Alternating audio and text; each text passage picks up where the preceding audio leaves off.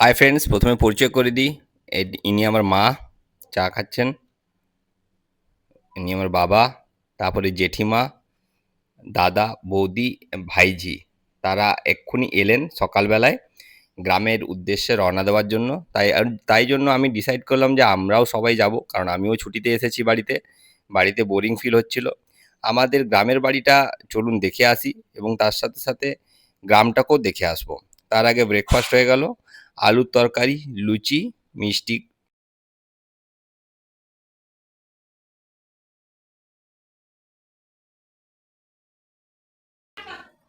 বৌদি, দেশের বাড়ি। লাইটগুলো বন্ধ আছে দেখি। ভিডিও ছাড়া কি? ভিডিও স্মৃতি তো, ভিডিও মানে স্মৃতি। আমার ছাড়া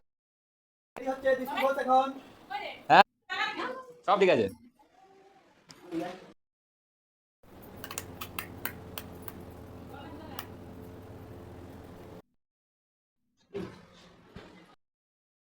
দাদা চলো চলো, ফুচকিটা নিই, চলো। আমরা কোথায় যাবো? কোথায় যাবো আমরা? যাবো নি কোথাও? বের বের করতে যাবো। বড় বাবার, বড় বাবা।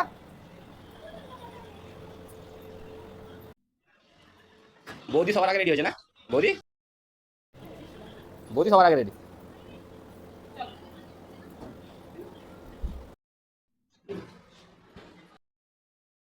দাদা চলো চলো, ফুচকিটা নিই, চলো। আমরা কোথায় যাবো? কোথায় যাবো আমরা? যাবো নি কোথাও? বের বের করতে যাবো। বড় বাবার, বড় বাবা।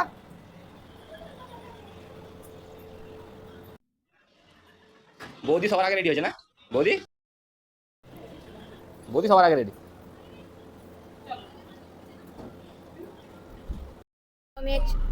দাদা কয় আজকে গেছে পিসি। হ্যাঁ পিসি আছে, এই যে বসে আছে এদিকে।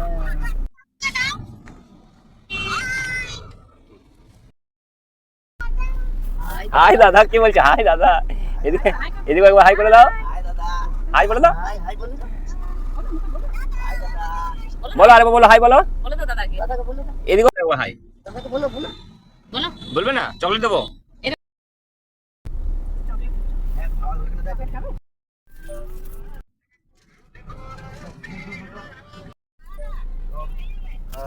আমরা এখন বেরিয়ে পড়লাম গাড়িতে হাওয়া দিয়ে করে আমাদের দেশের বাড়ি, আমার দাদুর বাড়ি এনাটা। আমাদের সাথে রয়েছে জেঠিমা, দাদা, দাদা ভিডিও বাবা, কলিং করছি, মা, হবে এটা? বৌদি, দাদা আর আমাদের আমাদের ছোট গেল। হাই বলো। হাই, হ্যাঁ হাই বলো বলো। চকলেটটা আমি নিয়ে নেবো কিন্তু। টাটা যাচ্ছি। বাহ। হ্যাঁ এই কুয়া ছিল যাস না। জেঠিমা, শ্বশুর বাড়ি। মা, শ্বশুর বাড়ি। শ্বশুর বাড়ি জিন্দাবাদ। শ্বশুর বাড়ি কোথায় গেল? এই তো এটা মাটি হয়ে গেছে। এটাই মজা আছে, এখানে পিকনিক হবে। এই জায়গাটা পিকনিক করবে, চলো। এখানে পিকনিক টেন্ট বানিয়ে পিকনিক হবে।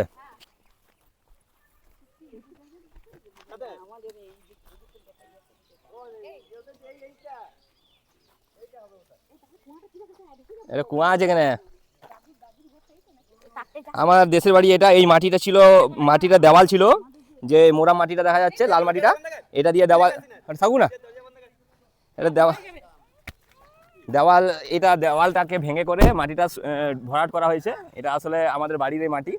বাড়িটা ভেঙে করে মাটিটা ফেলা হয়েছে। তো বাড়ির আর কোনো চিহ্ন নেই। দাদুর বাড়ি, মাটির বাড়ি ছিল যেটা, এখন নতুন বাড়ি বানানো হবে।